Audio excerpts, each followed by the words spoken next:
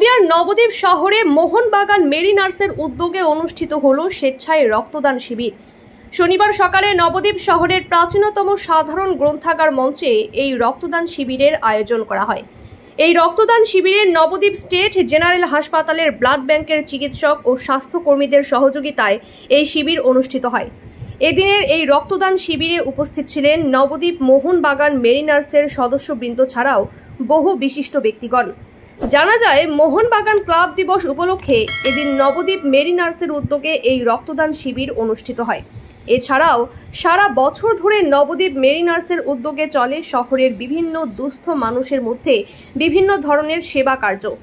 যেমন আগামী 29শে July Nabadwip railway recreation মাঠে বেশ কিছু দুস্থ মানুষের মধ্যে দুপুরের খাবার বিতরণ করা হবে বলে জানালেন নবদ্বীপ মেরিনার্সের সভাপতি প্রভাত কুমার সান্যাল।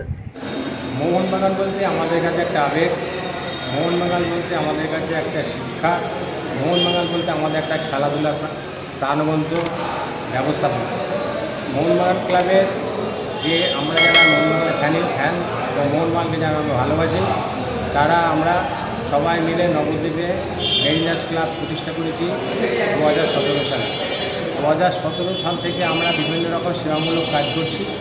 আজকে মোহনবাগান দিবস হচ্ছে 29শে জুলাই মোহনবাগান দিবস, কিন্তু আর যেহেতু আমরা 29 তারিখে ব্লাড ডোনেশন ক্যাম্পের ডেট পাইনি, সেহেতু আমরা মোহনবাগান দিবস উপলক্ষে আজকে আমরা নবদ্বীপ সাধারণ গ্রন্থাগারে ব্লাড ডোনেশন ক্যাম্পে করছি।